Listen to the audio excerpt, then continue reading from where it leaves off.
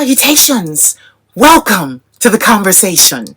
I am your host, the Queen of Shade, and I would like to formally, cordially, gleefully, and joyfully welcome you to One-on-One with the Queen of Shade Season 2. There are going to be a lot of surprises in this season. You're going to see a lot of familiar faces that have been here before, and some new ones, and it's going to be an amazing journey of discovery. Remember, these are not interviews. These are inner views. Let us see what your soul looks like. So pull up a chair and don't forget to comment, like, share, and most of all, subscribe. To follow the show, please subscribe to my YouTube channel, The Queen of Shade, and you can follow the show there. There's also a podcast version of the show, but that hasn't come all the way out yet. I did a soft launch, but that will be coming out too.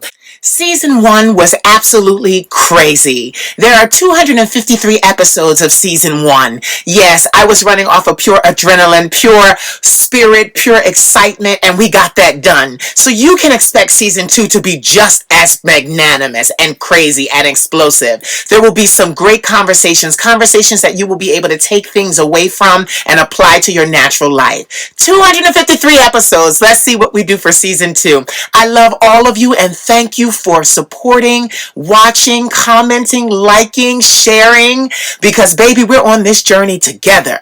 We're not on here alone. I'm not on here alone. My guests are not on here alone. You're right along with us. So once again, welcome to the conversation. Now let's get to the conversation. You fall. The Queen of Shade. I'm not the only one. I'm not the only one. I'm not the only one. I'm not the only one.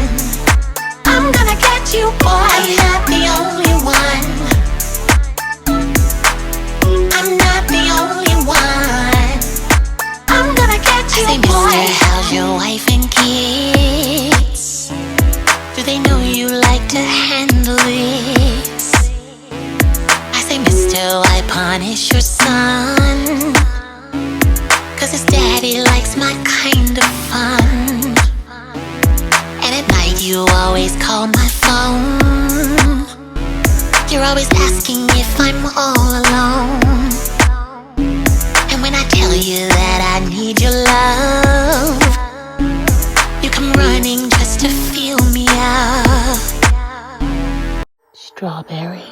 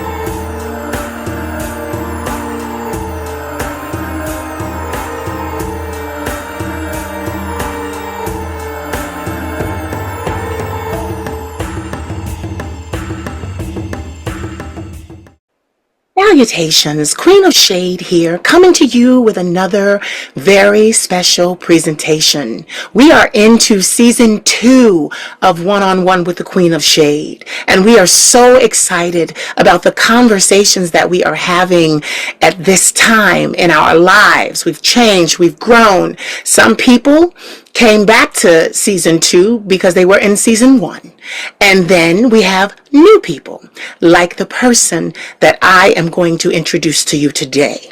However, this person really doesn't need an introduction.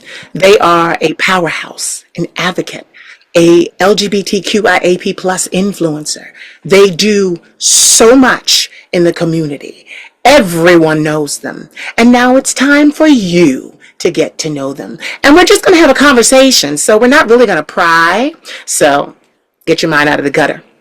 But ladies and gentlemen, it is my honor to introduce to you Mr. Strawberry.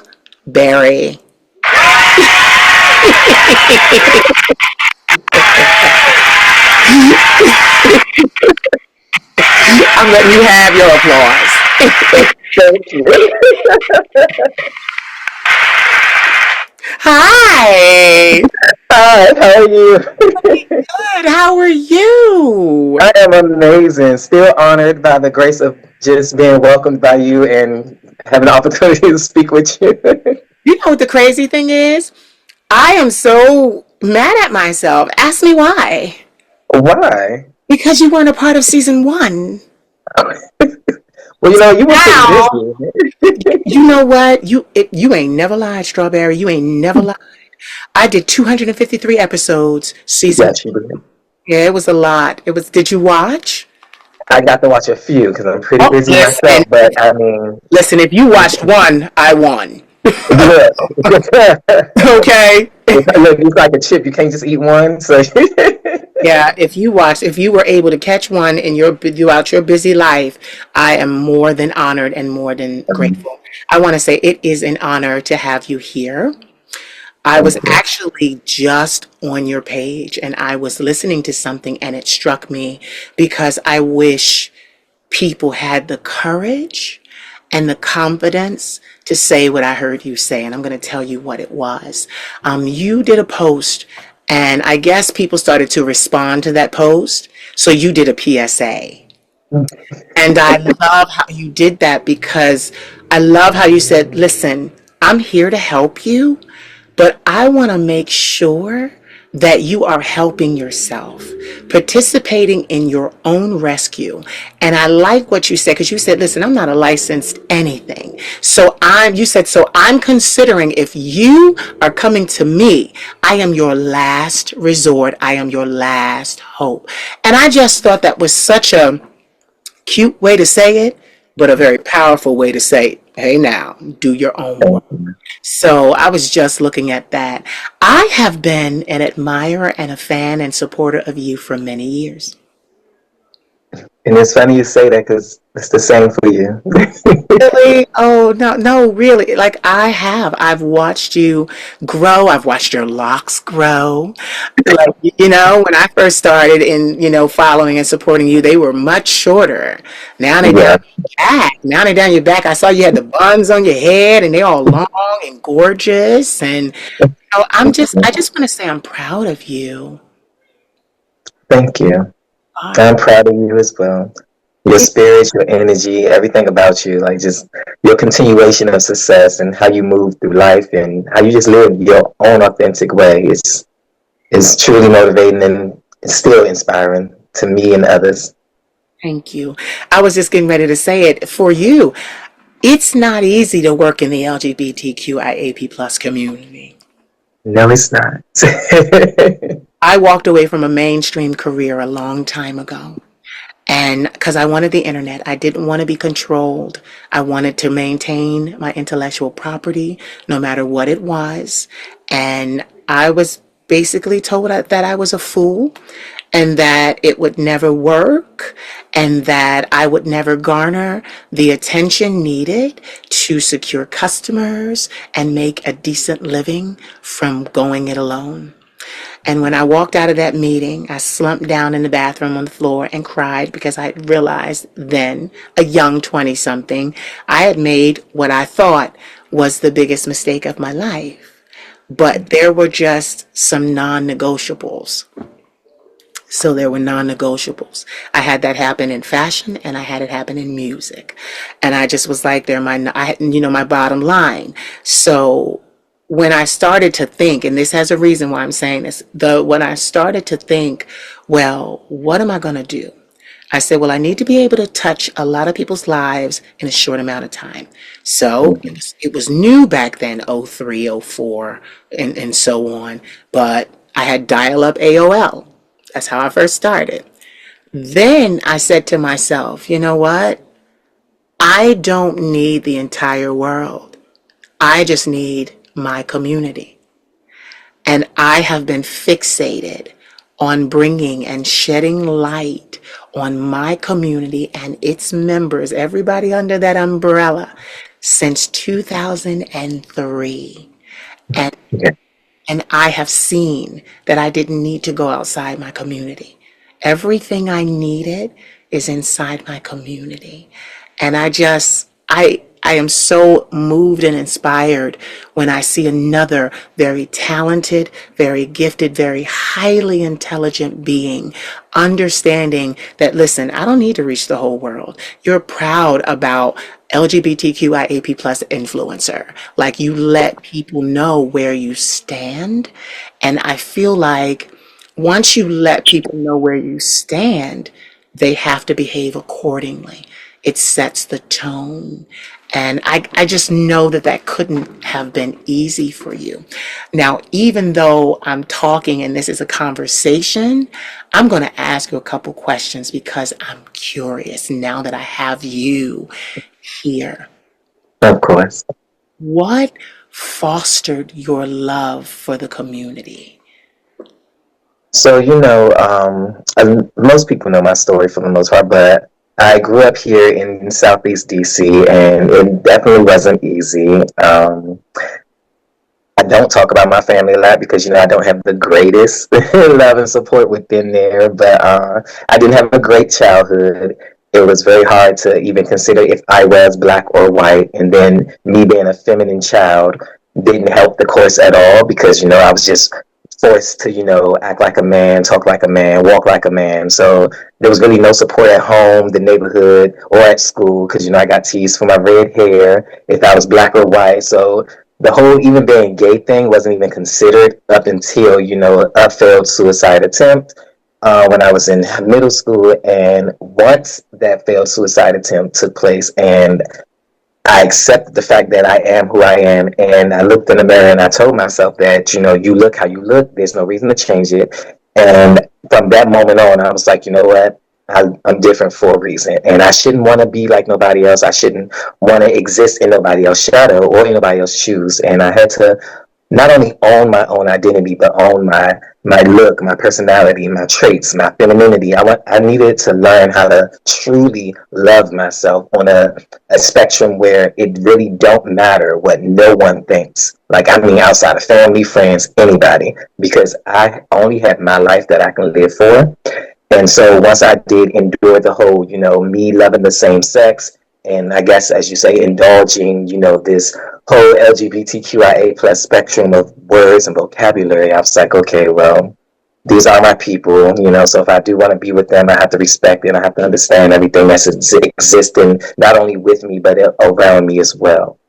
And so I wanted to I don't want to say make everything gay, but I wanted everything in my life around me to be gay. So once I turned 16, I wanted my own gay doctor and I wanted my own gay therapist. Like, everything had to be gay related. Like, so I just started Googling, gay hospitals or gay places, and I started volunteering. And once I started volunteering, I got involved in everything LGBT related here in DMV spectrum, and I just wanted to be a part of it all, because I felt like we were still, even though everybody had their own slogan and their own representation, I still felt like we was all one as a people under one umbrella, and I just wanted to represent everyone in that spectrum. And I had the energy, the curiosity, the thrill to learn, the excitement, and of course throughout my life I learned that I'm a doer. I mean, sitting in these meetings, they bore me so badly, but the information is important, it's needed, but then I'm gonna take action. So I'm not a meeting person, but I'll sit there for the information, but then I'm gonna go out there and do the action.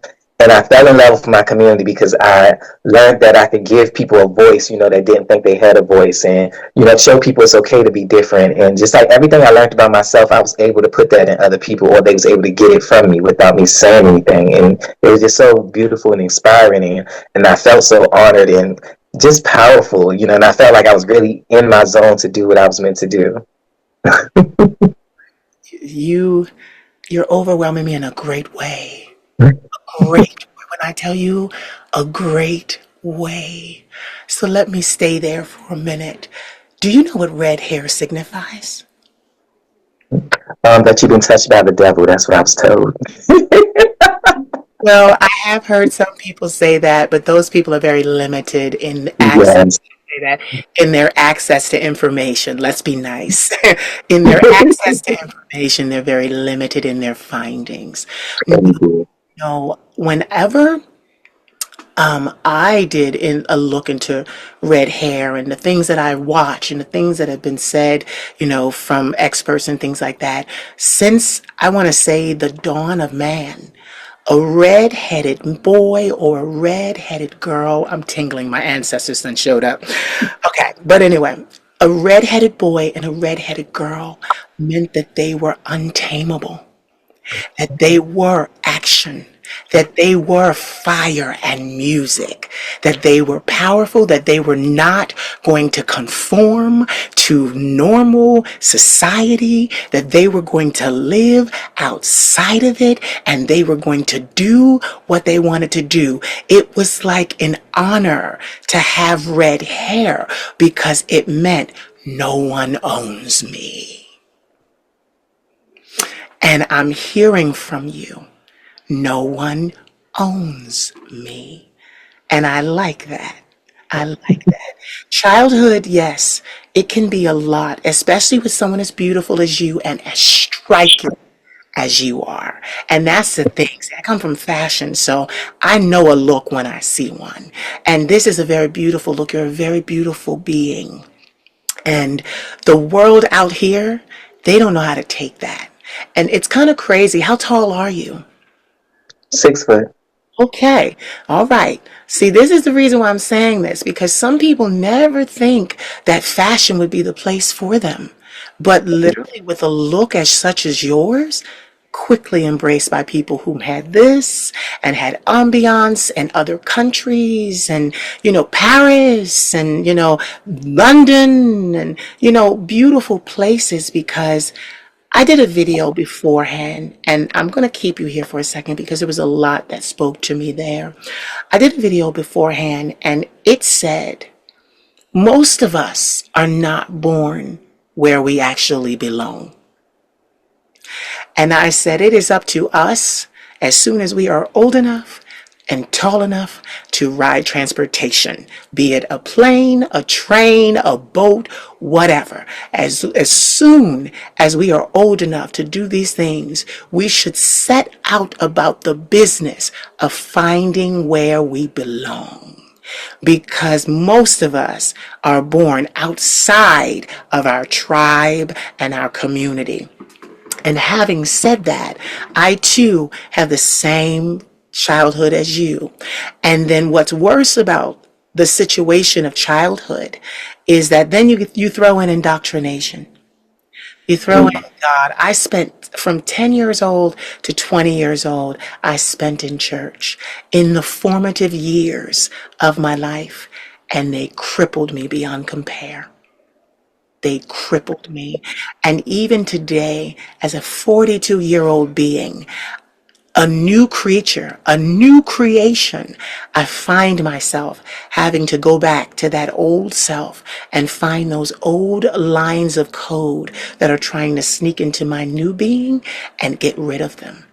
It is a constant daily struggle for me, because at the time when I should have been allowed and encouraged to learn myself, I was told, you can't be this, you can't do this, don't do this. Basically, everything about me was wrong. And it was pray it away, fast it away. I remember going on a fast where I almost died. I refused to put any morsel of food in my mouth until God made me straight. I did that in college. I had a nervous breakdown, had to be hospitalized for months, nearly died of malnutrition.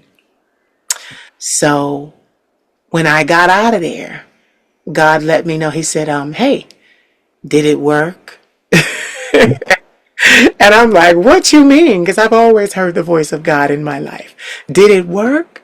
No. So what's that mean? Maybe I'm all right the way that I am.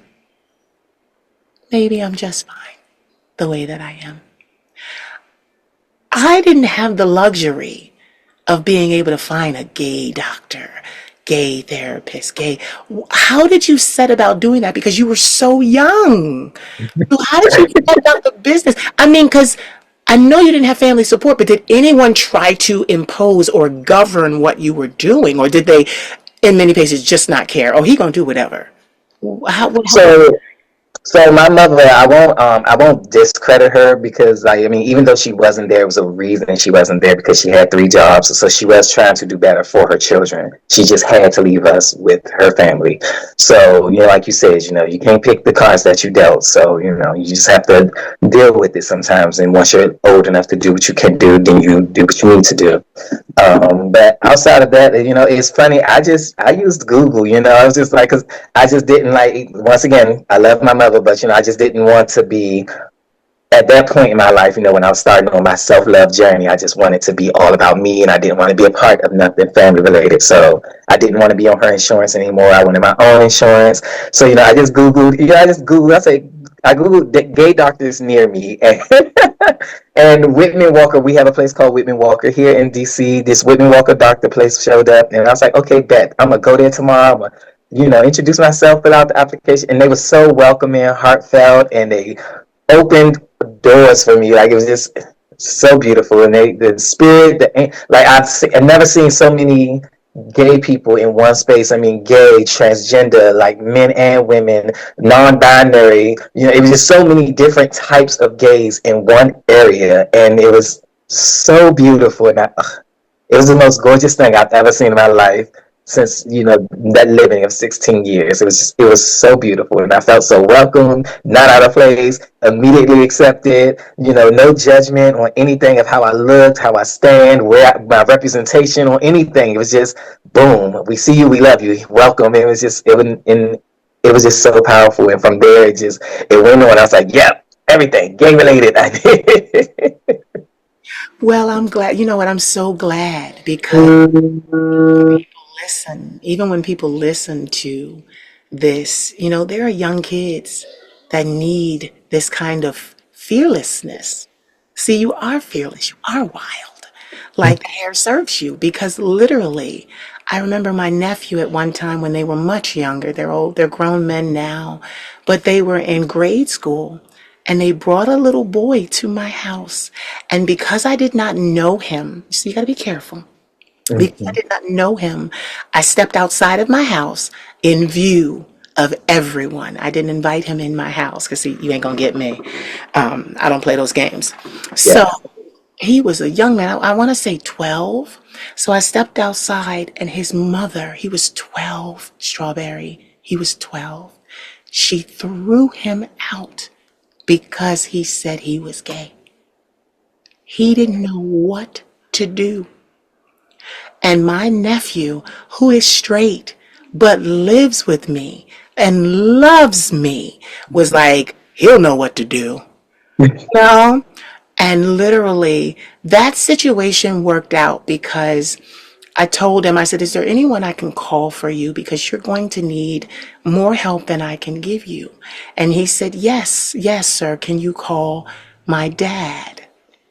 So I stepped back in the house, got my phone, stepped back outside the house, made the call. And his father's like, hey, what's going on? And you calling me about my son? And I'm like, yes, your son is homeless right now. And the father hit the roof. And he said, may I ask what happened? And I told him, because, I just was learning it myself. I told him what the young man said. And he said, can you please keep my son until I get there? He was like, I'm going to make my way there now. I said, no problem. And see, the timing of the day was still early enough that I could send my boys outside. He never came into my house. You got to watch that. So he never came into my house. So they sat out front with him and I provided snacks and things like that until his dad's car pulled up. And that was one story, because working in this community, every story is not like that. Most stories are not like that. My story, not like that. But his dad was able to pick him up and take him to live with him. And That young man is thriving today. He went on to college and university, all because he had someone who cared about him past his orientation, or I shouldn't even say his orientation, past his difference or uniqueness. You know, it's wow. It's something. No, it's something because, you know, even at when I was younger, I didn't have your fire.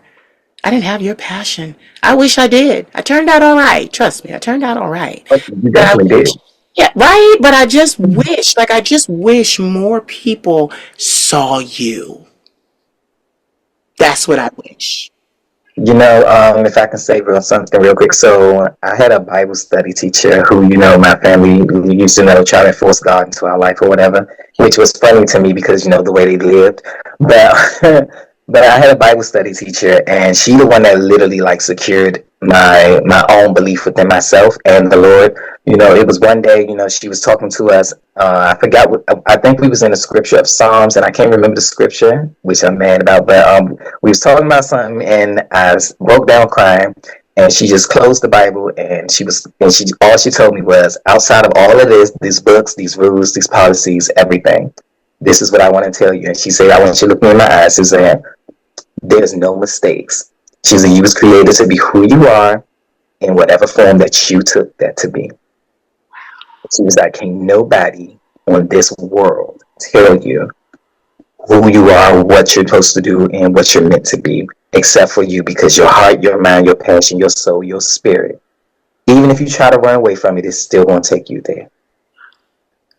And she ended that Bible discussion from that day. And like just those words alone even still follow me to this day. And I use those words to people, you know, that so highly believe in God. And it's like, well, how can I believe in God but still like the same sex? And I'm like, well, what's wrong with liking the same sex, loving the same sex, loving someone who loves you? What is wrong with that?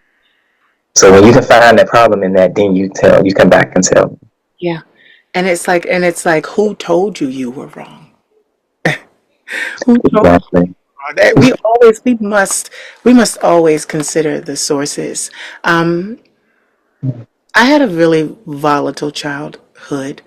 My mother and my father did not raise me. I was born in the 80s. So, you know, in the 80s, drugs swept the community, and I was born in the projects. I'm a long way from where I started. I was born in the projects, and my mother, she was already being sexually abused by her father, and it was really bad. So I learned in therapy, you know, over my 20 years of therapy, that a lot of times women that are sexually assaulted at an early age, they turn to substances and abuse of the body and of the self-harming. So, you know, she did the one thing that I is the reason I'm never mad at her. I'll never be mad at her in my life, is that she realized what was going on with her, and she very quickly gave up to my grandmother, gave me to my grandmother, washed her hands, got me to a safe place, and then went and lived her life. And she did those drugs for 25 years of my life, the beginning. And it was something. She's in an assisted living home now, and she's there because binges caused her to have a stroke. And it's actually the best place for her. And I said, I used to pray as a kid, you know, because I'm very spiritual. I don't subscribe to church and things like that. God has been talking, yeah, God has been talking to me for a long time. To me, you know, not through someone else, not through a book, not through, no, to me. So it's how I do what I do. It's because he's always talking to me. My ancestors always talking to me. So, you know, having said that, you know, she's there, and it saved her life, that stroke. It saved her life. So she's alive, and she's paralyzed. She's paralyzed, I think, on the right side of her body. But she's still as sharp. She can't speak, but she's still as sharp. She knows how to call, and she knows how to do this to ask for money. But I don't even too much mind it. But I also didn't know how I felt about it. So I kind of distanced myself from her. The rest of the family goes and they see about her. But I have this thing where I'm better served somewhere else. I'm not, you know, Strawberry, I'm not here to heal my family. I'm not It here. took me a while to learn that as well. Yeah. I'm not here to heal my family. I am a grandson to my grandmother. I have a whole generation of people above me. I'm not here to heal them. They came before I did. Mm. I'm not here to do that. And Strawberry, that I learned in therapy because that used to really plague me. And I mean, I would wake up crying, I got to do this, I got to do that. It ruined my career. It was the reason I had to leave France because I went to be a fashion model, very androgynous, bone structure, nice and, tall. I'm 5'11", so you're taller than I am. And, they wanted me to do the women's shows and all this stuff, and I'm running around stark out of my mind, crazy, making myself, I'm having fits on my friend's floor. Like, I gotta earn money. I gotta earn money so I can send it back, And he's like, why are you doing this? He's like, who got on the plane with you? Nobody. He said, well, who was on the plane with you? I looked at him. He said, you were. He said, from that point of getting on the plane, you were your responsibility. And that was hard because church had taught me to be a servant. I had to shed that programming. I had to really shed that programming to tap back into the leadership that was put in me. Because it was always, and I became a chameleon kid too. I got to be what you need me to be. I can be whatever you need me to be. I can look, this, that, and the other. And that's not exactly good. It's not exactly good. What I love now is that even though I dress up, transillusionist is what I call it. One of my mommies, my auntie uncle Darnell Thomas, he said to me when I told him, I said, I'm a transvestite. He said, no, baby, you're a transillusionist. And I liked it. Yeah, I liked it. So I kept it. But even with all of that, they've never supported these things about me. And they've always tried to hinder my progress. Well, one thing about me, I'm a Libran child, stubborn as the day is long. When I want something, I want it. I was determined to have a career in entertainment, specifically on the internet, and I wasn't being told no. And I kept going, and I got it. And I'm that way with everything. I want to move back to France. That's in the works. I've been working. I left France 2005. I came in August. I was gone by December. But I knew I was home. I knew where I belonged. And every single day since I've been back, since 2005, I have worked to make sure that I could take care of myself when I returned to the city where I belonged. And, it's been crazy. It's been a crazy journey. But God told me in Paris, you're gay, right? Strawberry, I started screaming and crying and hollering and hooting at that park. They were trying to ask me, Madame, I had long braids, so I was very androgynous. Madame, are you all right? Are you all right? I'm crying and screaming. I couldn't even answer them people. And then talk about the Academy Award performance. Then I asked God, what am I going to do with it? Now listen to the wording. What am I going to do about it? He said, we will deal with it. That was 2005. It is getting ready to be 2025. We have never had a conversation about it since. So what she told you was the gospel. Because that's what my grandmother told me.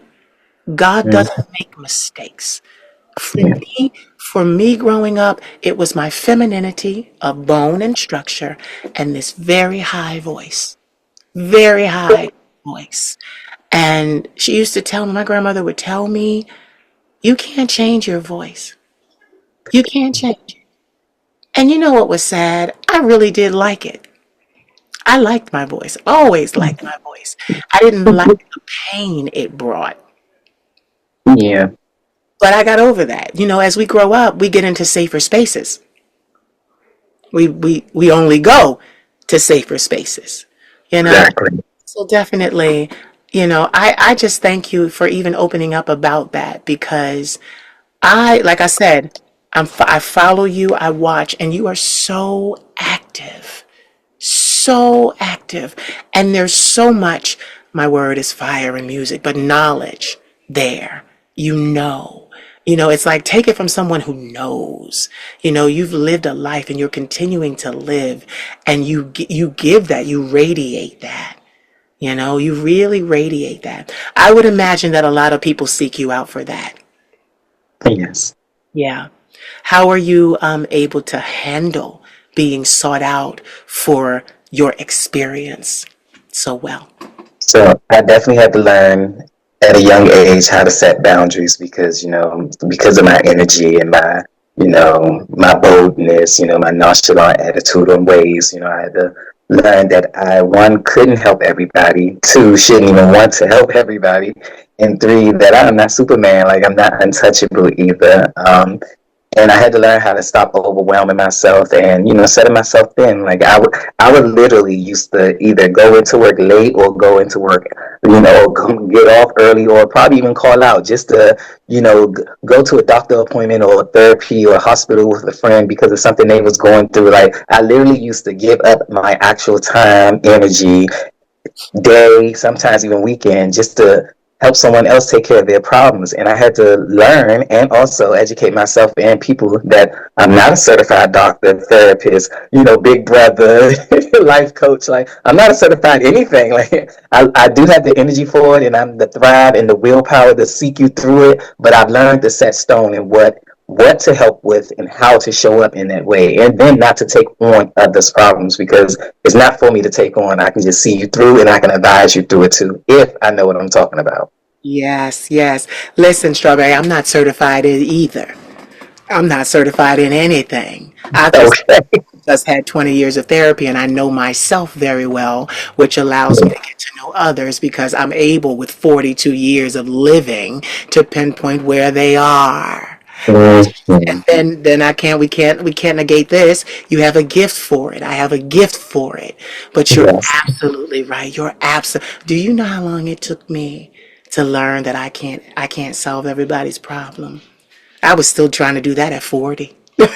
Mm. I was still trying to do that at 40. Just two It's years. still, it's still hard to believe that you're 40. You're like in your 40s because you're so happy, you're stress free, you're glowing radiant beauty. Like it's like real genuine happiness. It's not something you fake or portray. It's literally you, and it's beyond beautiful. I love it. I just had to throw that out. Thank you so much. Because you know what it is? I stopped looking at external sources to Mm, fuel my happiness. I had started internalizing. I started going and digging deeper in myself.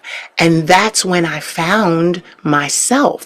Because, see, one thing I'm going to bring up about your story, my story, and others like us, when you don't have, as Maslow's hierarchy of needs, the pyramid says, when you don't have the finances, when you don't have the family support, when you don't have those things that are on the bottom of the pyramid, usually mm, there's no hope for you. But I find that queer children, queer young men and women, we shoot to the top of the pyramid. And at the top of the pyramid is self actualization. We are mm, forced to learn and know ourselves before we get any of the things that anybody else has. So we have strong senses of self. And that is what I developed. I developed a very strong sense of self. I didn't like the ridicule that it was bringing me, but I've always liked me.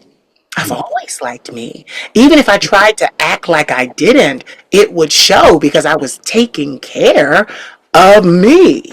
You know, I've always appreciated my life, and I've always been, like I said, uber spiritual, and I'm going to say it because you are too, gifted, gifted. So I've spent a lot of time honing those gifts. honing them, trying them out on myself before I decided to come out here and do things like this, where we sit and we talk and we converse and share all this fire and music back and forth, you know? And that's really, it's really amazing because a lot of us in our community have had that beaten out of us. Yeah, Yes. had it beaten out of us. It was tried with me. It was tried, but my family quickly learned because I didn't tell anybody. I hopped a plane from Philadelphia in the middle of the night, and by morning, because I had to change in Heathrow at London Airport. Next day, I was at Charles de Gaulle. I ain't tell nobody but my brother. So only one. They're calling my cell phone, I'm not answering. Finally, they called my brother and said, "Where the hell is he?" He said, "Okay, if you must know, he's in France." Scared the whole family because I showed them I'm prepared to do it without you. Mhm. I'm prepared to do it without you. And that scared my grandmother. So now she has never left my side. She gave me the capital I needed, the funding I needed. She's a master's degree holding educator. She mentored Mhm. me. Yeah, she won't let me out of her sight now because she knows. But that's a good thing to be known for. Okay, we better watch him because he will go do it. I will go do it. And so will you. You will go do Okay. it. What? What? I will go do it. And we will talk about it later. Or I may never come back. Mhm. Yeah, I'm not holding space for people in my life that have made it difficult. I'm done holding space for people that should be an asset to me and prove to be a liability. I'm not holding That's space. beautiful. Thank you, Strawberry. I'm not holding space for anybody that doesn't want to be here. And I mean here in my heart. And you know, even as the Queen of Shade, because I've been the Queen for 12 years now, but I was the Queen off camera for 2 years, and then we went public. And I've been on camera coming up on New Year's Day. That's actually my anniversary, New Year's Day. The Queen of Shade will turn 10 years old. So a full decade I've been Yeah. displaying, doing, you know? But I look forward to that. But I am not holding space anymore for anyone whom is not enthusiastic. See, I don't want you to just hold space. I don't want you to just come along. I want you Mm. enthusiastic about what's going on over here. If you lack enthusiasm, I'm going to put you out. Mhm. Yeah, I've learned that being 42. You don't hang with anybody that doesn't celebrate you with the same frequency and energy that you celebrate you with. If they are under, Amen. because you set the bar, Strawberry. You set the bar. So that means everybody else got to meet that bar and above. If someone comes Yeah. to me and their belief in me is like, "Child, why you want to do that?" Or, "Girl, you play too much. You so extra, so Hollywood." I get right rid of them. I get rid of them quick. I get rid of them quick. Yeah, what? Oh, and Strawberry, I'm real bad now. I don't give warnings. I don't give warnings. For many years building my career, I never took a boyfriend. To this day, I prefer more. I've been celibate for 12 years, but I still prefer. Yeah, because 2012 to 2024, 12 years. So but I prefer, I will be active, but I prefer to have paid for it. That's why escort agencies exist. I know that's right. Yes. And because I don't want people that say they're escorts. I want to be able to call your agency. I want track records. I want to hear what other clients said. You know, I'm really that girl. I really am that. Mhm. Like I really Business is business, baby. I love it. am. Stand on it. Look, but you know what? Because my nephew, he's a very big confidant for me. But he says that he says, "Unc, you chose career. That's what you chose. You chose." He says, "Some of us chose family. You chose career. I'm a career girl, and that means everything I build in around it is around this career. So, honey, I need you there when I need you there, and Mm. I'm talking about escorts. And when it's time for me to get back to work." I need you to make yourself scarce. And honey, I can't control that unless I'm paying for it. I, I love a good escort service. I love that. Yeah, I was talking to my grandmother yesterday, and we were talking about banks, soliciting our business because they want to use our money in their businesses. And I was talking about, oh, help me, Lord. And she was like, why? I said, yeah. I said, why? She said, why? I said, because, they're going to send me what I like. They're going to send me, the brother that's tall and fit in the three-piece suit. And she said to me, she said, honey, you ain't going to be able to play with him. He wants your business and your money. I said, but I told and get this, my grandmother's 77, Strawberry. I talked to her about escorts. That's how close we are. She will. Okay? She did. You're right. She knows me. But I'm glad about that because if I act out of the ordinary, she know, something's wrong. Something's wrong. I've been talking about this forever. But I told her, I said, you're right. I can't play with them. They want our money. It's not a good idea. Can't mix business with pleasure like that. So I said, I know it. She said, how you going to handle it? I said, I'm going to ask that brother in that three-piece suit to stand still. May I take a picture? And she said, well, what you going to do with that? I'm going to tell him, thank you for the picture. I decline your services, but I'm going to take that picture to the escort agency and say, send me that next week. I want a replica of that. Three-piece suit, send me that. People don't understand how, I'm going to say it. I'm going to say it. I wasn't going to say it, but I'm going to say it. How hard it is to be us. Because, Strawberry, we give great displays. And you're right, my happiness is genuine. But the struggle has been so hard. So hard. Strawberry, so hard. I'm just going to be very candidly honest because someone was talking to me last night and they were like, girl. I was like, what did I say? I said, the Black community does not embrace me the way that they should. And he was like, I know, girl, I know. I said, it's the reason I got to go to Europe. It's the reason. But I told him, I said, because I grew up in the suburbs. I got my mind there. I had Black people there, but we were few. And we also shared the same mentality. I don't share a lot of the same mentality with a lot of my Black and brown sisters and brothers. Most of the time, their mentality is consumer. I'm an entrepreneur. So there's a difference about how we do things and how we give. I don't give unless I'm writing it off, unless there's a receipt. You don't just become wealthy. You grow the mind. The mind becomes wealthy first. So I was telling him, and I said, in a lot of situations, I'm Black and I'm proud to be Black. Everyone that works for me is Black. I said, but in a lot of situations that I go into, I just have to be satisfied knowing that I'm Black because that's all I get. And in those situations, I am in the rooms with a lot of different other ethnic origins and not Black people. And that has always saddened me, but I do what I do. I do what I have to. And I want to stay there for a second. How are you being received by the brethren and sisters that you are helping? How's that going?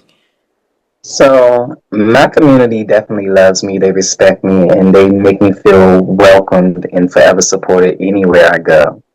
And it's funny you bring this up because last night me and my friends were talking and we was talking about, why I haven't been in a relationship in, so many years and stuff. And they asked me, was I genuinely okay? I was like, well, I am happy, but I won't lie, there are points of time in my life where I do feel lonely. And obviously, of course, I do get horny. But I was like, but the community, they make it so hard for whatever reason. Everyone puts me on this pointless, dumb pedestal, and they feel like they have to live up to a certain standard in order to talk to me. And it's annoying. It's so annoying. The weight that everyone believes that, who I am carries. And I love the respect and I guess the glory that it comes from it because of who I am and who I used to be and where I came from. But it's just like, at the end of the day, still remember that I am human. We're all one step away from being homeless. We're all one step away from being drug dealers. We're all one step away from being anything other than what we portray today, right now. So, remember that I still have needs and desires too, just as you. Yeah. But when you say sitting in them rooms, like all these meetings and these boards that I sit on and everything that I do for the community, it does make me sad, and it does irritate me that there's not more Black and brown brothers and sisters in the room. And I have learned, and throughout my living, I've learned that my light skin privilege and my pretty privilege, and once I did learn that, and that's why I got get away with the things that I do and with the things that I say, and even with some of the things that I can contribute to, and how I can inspire or even encourage or help fund other organizations or people in general. And I learned to own I'm still honoring and I guess building upon that power, I would say. But it makes it harder because I be wanting to bring people into those rooms, others that say they want to help, and that they care, and they still haven't developed or owned that self-worth and that self-love, because they still feel uncomfortable in those rooms or around those people. And it's hard because I don't, even though in the beginning I did say I want to be a part of everything gay, and I pushed these last 10 years of my life to make sure I was, but it definitely has become a little, overwhelming and tiring. You know what it is, though? Your career. Your career gay. Like that's what it is. With you doing all that you do, you are a career gay. And you know what? I want to put this in your head. Don't be afraid to hire somebody. I'm actually thinking about that. No, I'm being honest. Let's have a real talk here. Because look at this. Excuse me. You try to get somebody for free. They don't know how to act. They don't know what you want. They give you half, or I was going to say it, piss poor service. Yeah. And then they don't know how to return phone calls. Mm. They don't know how to be themselves, basically, or cater to you. Because I would venture to say that you cater to a lot of people. You know how to cater. So I know that this is, like my grandmother says, everybody's not like that. But no, when you are a career gay, because I am as well, that's when I had to come up with a solution to get my needs met. Now, this is the thing. Take time with this because, like I said, still celebrate. I have not broken my celibacy yet, but I do very much subscribe to internet porn. Yes, I do. And in season 1 of One-on-One with the Queen of Shade, I interviewed a lot of OnlyFans stars. You remember? So, so I'd like to, what I can't have, I surround myself with. Yeah. Or not what I can't have, because I can. What I don't have, I like to surround myself with. But I want you to be open to the idea that it's all right to use your funding and your means to get exactly what you want. Because I'm tired of seeing gays like you and gays like me get neglected. Because we do so much for the community. We do. And, with me, I remember I had this one, it was a designer, it was from California, and he came to Philly for something, and I saw him on Adam for Adam. This was years ago. And he saw my pictures and things like that, because back then I was the type of person where, I've always been a beacon of light. So I didn't make, if you remember the whole interface of Adam for Adam, they saw your face picture and then you'd have locked private pictures. Well, honey, whenever you came to I would monitor. Whenever you came to my Adam for Adam profile and I saw your picture, I immediately unlocked mine. You didn't have to ask me. You didn't have to request it. You didn't have to do the cheap small talk just to see. I automatically unlocked and kept going. And literally, most of the time I did that, a fish bit. I got a fish on the end of my line. because I did not withhold anything. Mm-hmm. I didn't want what for. I was proud of my body. I'm still proud of my body. So it was like, why would I withhold? You want to see it, but baby, I want to show it to you. Now, when and where can I pencil you in? And back then in my 20s, I did. I remember one summer, Strawberry, I was doing my own research. I'll say it like that. I've always been a biologist, even in college. Mm-hmm. You can probably know this, but I was doing my own experiment. I wanted to see, I had that back then. I had just started working out. I had this brand new body, and for the girls, you get a new body, honey, you get a new life. All of a sudden, all those men that weren't trying to look at you before, now all of a sudden get it. They don't do it. They don't do it in public. They want to catch you alone. Mm-hmm. So let's just say I did a lot of entertaining.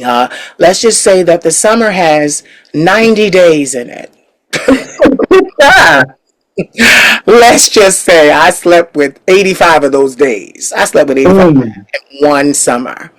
And I had the time of my life. One thing about it, when people ask me, and now I reminisce about that time, they say, well, what did you walk away with? I said, I was tired. That's what I walked away with. I was tired. But I was pleasantly tired. It literally spearheaded my celibacy. I said, okay, I've sampled diligently. Now, now let me focus on something else. Let's try to get the paper up now. Let's try to, we've had what we can have. And I met all kinds of men. I met men coming in from France, and like literally it was crazy. One day, let me just tell you, one day I was having, it was like, what was that? That was like a Wednesday. On a Wednesday, I'm having a threesome with two boys from Brazil. Oh, sport, I love it. Listen, Thursday, I was having a threesome with two boys from France. Yes, I was back. It was the body. It was the body. But it was also my unapologetic, I know me mentality. I didn't give a fuck. Because most of the time when I tried to get men, this voice got in the way. It was always in the way. But, you turn around and you make music and you put out albums, and then all of a sudden people realize, oh, you can sing. It don't mean the same thing it did anymore. Now the boys are writing me. Right. Now the boys are writing me, Queen, can you please give me a birthday shout out too? Now they want this voice. So people don't want you until you make them want you, is what I'm trying to say. I can definitely believe that. Yes. Because I'm tired of my girls and my boys not enjoying a sex life. Not ridiculous. Yes. Ridiculous. And that's the only real reason why I wanted to go to the UK, because they're so sexually free. Like they don't have all these rules, and just they just let you know what you like and what you don't like, and then boom, we're there. Yes, I agree with you. And you know what's so crazy? This is what happens. People like you and I, we toil and we work with our communities. And then somehow we find ourselves into wealth. And then we no longer live in the country. And now we have men chasing us from all over the globe. It's the future. It's how we do it. Most of the old queens, they're us. They focused on career and giving. And then they turn around and now they're at large. They do what they want to do. And yes, our partners are younger. They're legal, but they're younger than 42. Because I just don't. Like, I was looking at, your stuff, and I follow you. You deserve to have every need met, is what I'm saying. You deserve to have every need met. All that I'm going to say it again. All that fire and music, honey. No, you deserve to have every need met. And I don't want you neglecting or being neglected in any area, because I'll tell you what that does. It starts chipping away at your self-esteem. It starts making you say, well, I'm not desired. That's not true. You just haven't found your tribe, your sexual tribe yet. I can own up to that and say, you are right. Yeah, you need to find your sexual tribe. And then when you do, no more problem. No, just as much as you help them, you're right. Help yourself. Help yourself.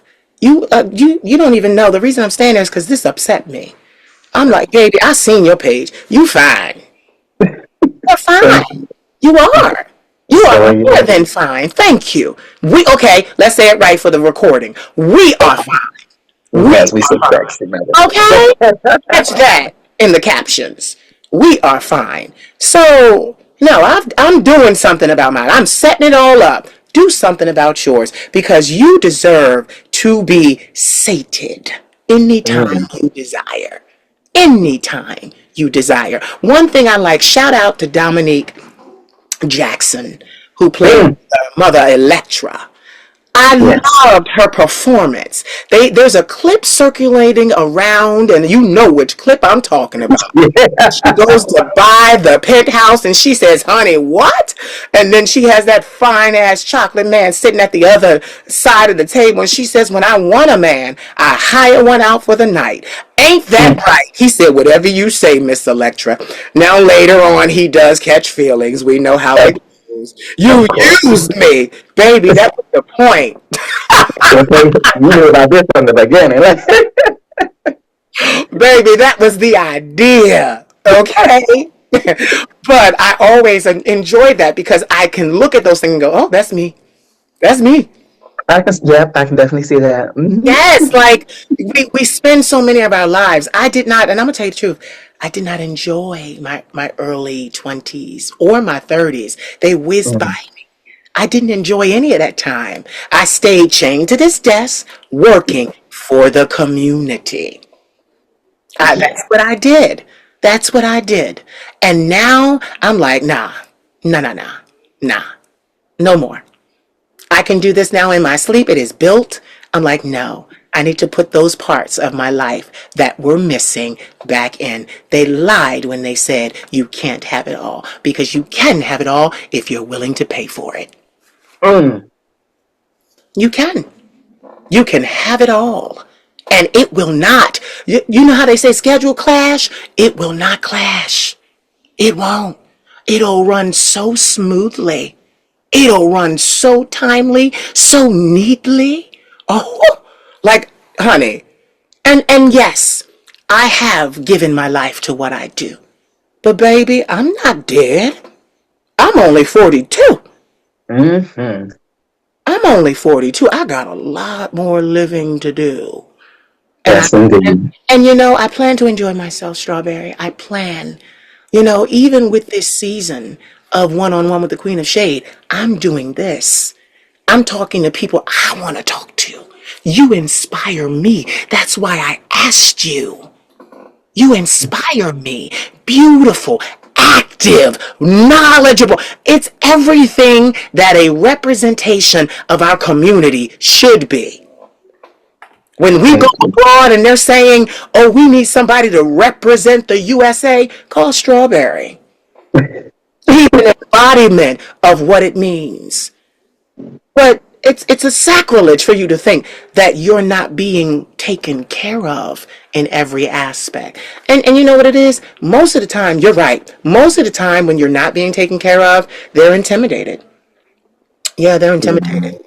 And then you have to do like I did. Tell them, sweetheart, I didn't call you here to talk to me. Bend over.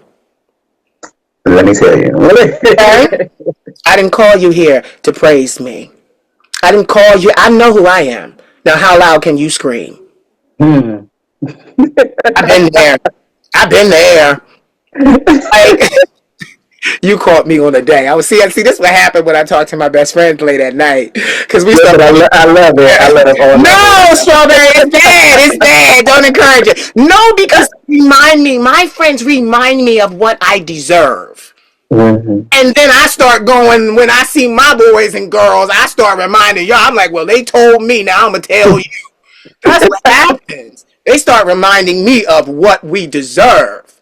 Because I'm like, ugh. I remember I tried to have my first boyfriend at 40 years old.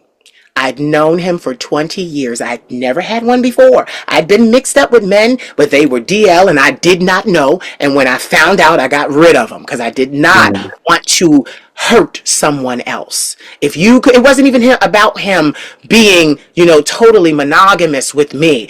It was, you're hurting her because you didn't tell her, and my moral conscience wouldn't allow me to do that. So, like literally, when, child, I could talk about this all day, but I tried, and I thought because he knew me, it would work. But Strawberry, I gave it 3 months. I couldn't deal with the verbal abuse. The verbal abuse. And my therapist, I was talking to my therapist about it. Because, see, sometimes they like to get you alone. And then you start thinking when you're alone, is this my fault? No, I had a sounding board. I got with my therapist and they was hollering at me. You shouldn't be doing this.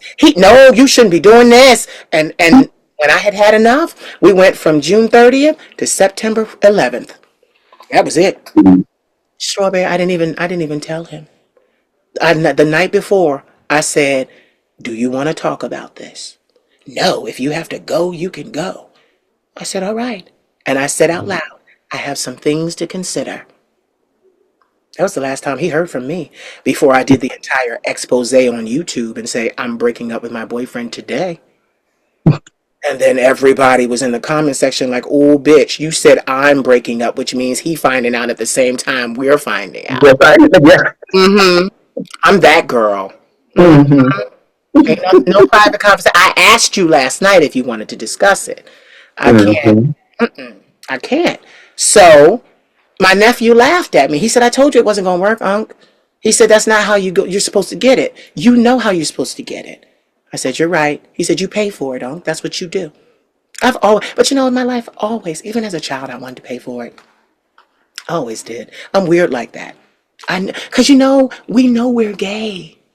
We know we're gay from early age. But what eludes many of us is we don't know what type of gay we are. Yeah. That's the key we have to discover. But honey, I know what kind of gay I am. And it's so funny because I love the gay for pays too, because it's like, oh, well, I don't usually do this, but I need the money. I need the money. It's like, baby, well, okay, there's plenty more where that came from. Keep on screaming. Okay. You're saying that line, baby. Yes. Same time next week. I had a man that he wasn't my boyfriend. He was a business partner. We first met each other, but then we became business partners. Later, we did a venture together. But every Monday, I was with him for about 8 years of doing that. Standing arrangement. Yeah. Yeah. Every Monday. And I enjoyed it. And he wasn't mine. And I wasn't his, and it was great because I like the idea of you chose to be here. You didn't feel obligated to be here. Like I'm big on that. Why are you here? Don't just, and it's so hard. And the reason why I'm talking to you this way is because when you said they're intimidated, I knew exactly what that felt like. Oh, I knew you would. Like the crown holds weight. And it's like, okay, y'all, I'm not going to sit on this throne and turn into dust. No. Kings, queens, they have harems, concubines, attendants. So I'm like, okay, y'all going to make me, y'all gonna make me have a kingdom? All right, I'm going to have a kingdom. I'm going to have everything a kingdom requires.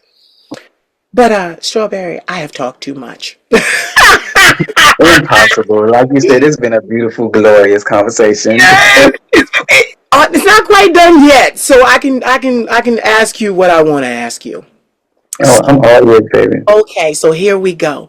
Are you a part of a house yet? Do you belong to a house yet? So, back in my younger days, I never got involved in the whole house thing because they were so competitive, and they still are. But they definitely were way worse back then. And it wasn't just the competitiveness I saw. It was, the fighting, the rage, the envy, the jealousy. It was so bad. So I never got a part of the house. I just used to walk in some of the balls. I was just a double O, even though, of course they wanted me. A lot of people wanted me in their houses, but if the mother and the father of the house both wanted to, have fun with me, and I was like, nope, I'm not coming in nothing dramatic. Sorry, I'm not gonna be that walking piece of drama in the household. Right, Yeah, I'm good. right, right, But right. they made it hard. So like I tell people, being pretty, it's cute or whatever, and being desirable it's fun, but you have to hold yourself accountable for the choices that you make, and those that you give that desire to, because you can't unfuck nobody. And apologies for cussing. Oh, I always say that too. I love it. I love that. You can't unfuck someone. Yeah, that is Yeah. true. Like, no, pretty really is a privilege, and you have it. It's really a privilege. But yeah, and I always think about this movie, 300. Mm. Yeah, where in the beginning they're telling you about the E4 of the different shaman and oracles and things like that, and they talked about how they only picked the most beautiful Spartan women to live among them as oracles, but they had the desires and the needs of men. So it lets you know that they were still, doing whatever they needed to do sexually to these beautiful women. And it said that their beauty was their curse. And I will be honest, at many times I say my beauty has been a curse. I say that too. But I can live with the curse. I can live with it. As you've been doing. I want you to say that you can too. Thank you. Yes. Like, yeah, it's like, because if you don't if you don't know in our community that you're pretty, that ain't good. Yeah. You better know. You better know quickly. Yeah. The self-esteem bar has been so low within the last, like, even me still, these past 10 years, like, I've never seen so many people, with such, low self-worth and low self-esteem, and even people that are beautiful, that stay in the gym, that live in the gym, or that do these healthy dietary and it's just like, you've done all of this to have this desirable, alluring body, but yet you still don't feel beautiful or, pretty. And I'm like, how is that possible? Yeah. Like, yes, you are beautiful, don't get that wrong, but visually, from the flesh, from seeking desires, sexual fantasies, yes, you are beautiful. But how can you not feel that you're beautiful? It's one thing to look at, but how can you not feel it? Yeah. Yeah. It hurts my feelings that so many people don't own that power within themselves. Yeah. Because it is a superpower. It It is is. a superpower. Many things are. That's so wow. That makes me think. Because yeah, one thing about me is I always uplift men. I have a lot of friends that are straight and a lot of friends that are gay. I have bi friends as well. Mhm. But for my straight friends, they're beautiful. Like I attract a lot of men. So they're beautiful. But you're right. I've had to tell them, like, and I've had my straight friends say to me, because I always use those words. I'm a Libra. I always say, Mhm. "You're beautiful. You're this. You're that." They always say to me, like, "You're the only man that I allow to call me beautiful." Like they always Yeah. say that, because they know, like, I'm trying to boost your self esteem. You need, baby, if you don't wear it, somebody else will. Yes, They're gonna indeed. wear you, they gonna wear you like a pair of trousers. You better wear, and I tell, and I've had friends say, because one of my really good male friends, he used to live next door, and he moved out because they got like a house. I'm in a townhouse, so they got a bigger house because they had kids. And I Yeah. texted him the other day, and I'm like, I'm thinking about you. He's like, I'm thinking about you too. And he's like, I miss those long conversations, those deep conversations we used to have, because I was his first gay friend. Like, and Mhm. it was so crazy because he lived here. He lived here. I've been here in this house 18 years. He lived here for like 11 of those years. And literally, like, he got to know, like, because I've always been working this. So, like, he was on board. Like, I remember one time, because I didn't go out that much. I stay here and I work. So I would go out and he'd be talking to his boys, and I see all these men out there, and he'd be like, hey, BJ, because I would think he wouldn't speak to me. I remember he cussed me out one time, like, BJ, what the fuck was that? You know? I'm like, oh, you were with your homies. He said, no, no, no, no, no, no, no, no. They know about you. And then they all Yeah. wait. But it was so funny because he would point and be like, that's where it happens. That's where it happens. And he's pointing to my bedroom. And I'm like, don't tell nobody that. We're looking for office space. Don't say that. But he was so proud of me. So like when I hit him up, I'm like, we got to get together. So I was like, we're gonna do lunch or something. But we can't. We gonna have to do like lunch and dinner because we when we talk, it is for a long period of time. We really really dig in deep and we talk. Oh my God. So tell me this with the seasons changing right now and it being Halloween and things of that nature, with you sitting on all these community all these panels for the community, are you involved in any like parties or things or events happening in your DMV area, or like will you be celebrating Halloween, I guess I'm asking. So I am one of the also one of the biggest promoters here in the DMV spectrum. Anytime someone's having an event, nonprofit or party wise, I always promote it. Whether it's a day party or a night party. But yeah, I just went to my very first frequency. I'm pretty sure you know about frequency. And I went to my very first frequency event last night. I actually called off work. I was like, I work 2 full-time jobs. I was like, you know what? I'm gonna call off work. I'm gonna go hang with my friends. I'm going to have some fun with them because I deserve it. Yeah. And it's been a long time since I've been in my community, so it was a very eye-opening experience for me. Frequency. Shout out to you guys. Y'all are beautiful. I love that the whole body positivity, all shapes, all sizes. It's a beautiful, glorious thing. I've learned that my community are very brave and bold.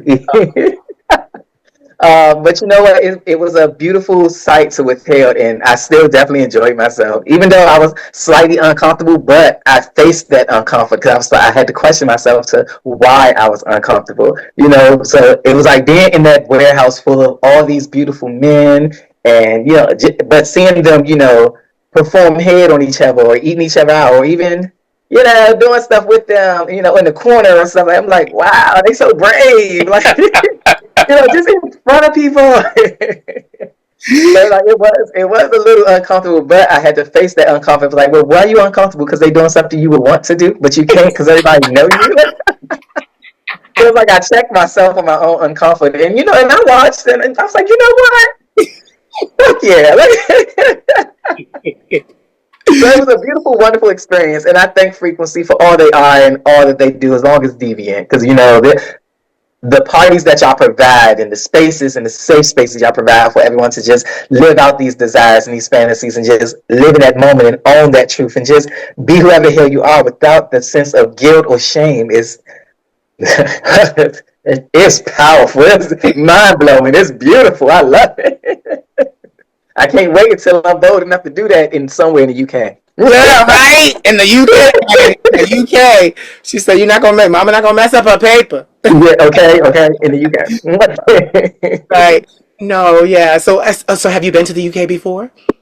I haven't. I won't lie to you. I had a chance to go. I had a chance to go to Paris and a chance to go to Nigeria. Yeah. Before a fashion show, and because I was traveling alone, I'll be honest, I was scared and I didn't want to go.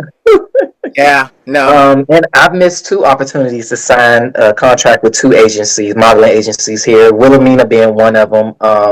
But so I had this thing where I know that I'm pretty, but I don't want my whole life to be about just that. So it's like, and like you said, sometimes you don't agree with everything that's on that paper. So it's like, if I still can't do what I love to do or do what I'm passionate about, then I can't sign this. I can't be who you want me to be because that's not what I'm doing. Now, I love fashion, don't get me wrong, and I love my exotic look that I've grown into. But at the same time, I don't want to be an item, in a marketplace. You know what I mean? So I love walking on the runway. I love walking in the designer's clothes to show them off, because the talent, the charisma, the energy, everything is beautiful. I don't want to feel like I'm owned, like you said. Yeah. Yeah, I would venture to say what most people don't realize about the fashion community is when you step in, you are a small business. So you pretty much manage what happens to you. The agency, they get you the castings and you got to secure the bookings and they pay you. But there's a lot of wiggle room there that you might not think is there. So because one thing I didn't realize was how much wiggle room there was.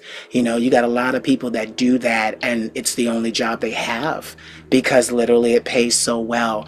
But you're Mm. right. You're right though. To make that kind of money, you have to kind of give yourself to it. And I've seen it work positively and I've seen it work negatively. So as long as you like you and you would be great for it because you have a balance to you because you were made to have a balance to you, you know, from a really young age. So it would do well. You would do well because like they so when you said exotic look, I said, oh, they done told him that. Yes, exotic look. You're really an exotic look. And Sean Ross. Yeah, he comes to mind. He comes to mind. Sean Ross comes to mind when I look at the skin complexion, not the face and not those Mhm. things, but the complexion. And I remember there are several other models that have your complexion, not your likeness, but they do so well in fashion because the community sees you guys as such beautiful creatures. And this is the thing with your red hair. I've yet to see a model that has an exotica kind of look with red hair, natural red hair. I think I have seen one, but of course, they're in Europe. Yeah. So yeah, I would venture to tell you, yeah, you next time that stuff comes along, you don't have to travel by yourself. You take and tell somebody because you know a lot of people. You tell somebody, look, put it on your credit card. Let's go. You coming with me? Okay. Yes, like you coming with me. No, because when I went to Paris for the first time, I traveled alone. I was scared to death, but nobody was gonna mess with me because I was very dramatic. No, you are not gonna Liam Neeson me. You are not gonna Liam Neeson me. You were Look, not okay. taken. No, you weren't. No, you weren't. No, And you weren't. I've seen, the movies Taken, Hostel, just always like, I want to, travel all over the UK. But I'm like, I still want to be smart though. Yeah, yeah, yeah. No, you're right. Don't travel alone. I would never do that again. Like I was 22 when I did that. No, I was 22 and fearless. I'm still fearless, but I'm smarter. I'm Mm, smarter. I'm that like, no, part. this time my family. I got my grandmother and my nephew. My younger nephew's gonna go with me. They're kind of my road dogs, and then I have best friends and things like that who will join us there. So, no, oh my God, it has been an amazing opportunity to talk to you. Yes, indeed. You are just. Are you pleasantly surprised because it wasn't an interview? So I honestly didn't know what it was going to be. So that's like when you even reached out to me, I was like, "What you want to interview me for?" That's funny. No, 'Cause, no. but again, that's just me, previously watching you and watching the people you interview. I'm like, well, I ain't no built body man, so I don't know. Beauty is beauty when you're beautiful, babe. Okay, It'll get you places. Listen, it'll open doors no man can close. Yes, okay. your beauty got you right here. Well, thank you, and again, I'm honored. Still was nervous. I ain't gonna lie. But in the beginning, but you did help me warm up. You made me feel safe and welcome. So thank you. My Just thank you. pleasure, my pleasure, my pleasure. Now, I want to know, are you going to do any other events for Halloween? So sadly, I do work for on actually the day of Halloween. So I work that night because, like I said, I had two full-time jobs. And but this weekend, I'm gonna take this weekend off, and we are going to either go to Philly or New York for Halloween, and we're gonna have fun because I brought an expensive costume, and I'm gonna wear it. Yes, yes. Are you going to tell me? Will you tell me what it is, or you want me to wait? I'll wait because I follow you. I'll I'll wait. send I'll send you the picture. You'll be the first Yeah, one to see yeah. I'll wait. Yeah, yeah. So listen here. It was an honor to talk to you, and I'm so glad that you got the memo. Like this was really just a conversation. We were really just talking. It's not like we haven't spoken before, it. spoken. But this is just, I wanted them to see how comfortable we were. And we were. I sat back, child. We talked about sex. We talked about a lot of stuff. I didn't, Yes, indeed. right?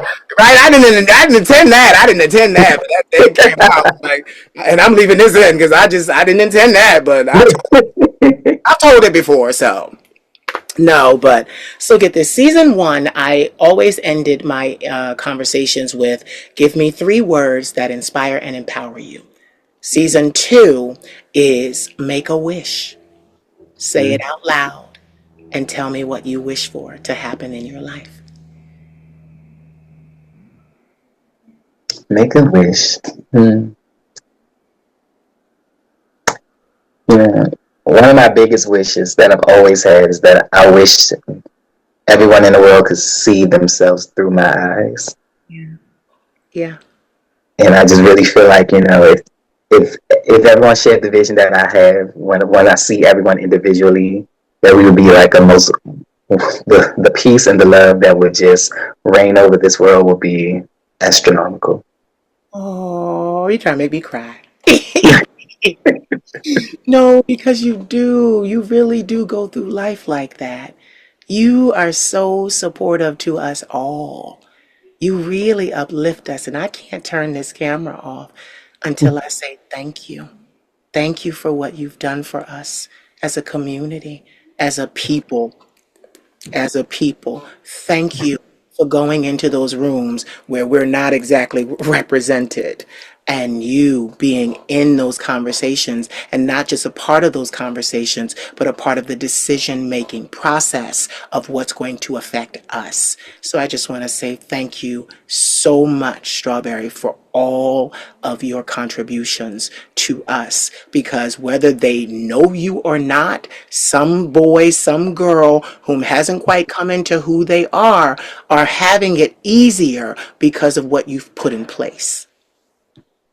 You are a giant. You are a giant. And I want you to be recognized, and I want them to hear me say that, because literally your work has definitely made it easier for all of us to do what we do. Okay? Thank you. Hold on. Ladies and gentlemen, you have heard the vocal stylings of Strawberry.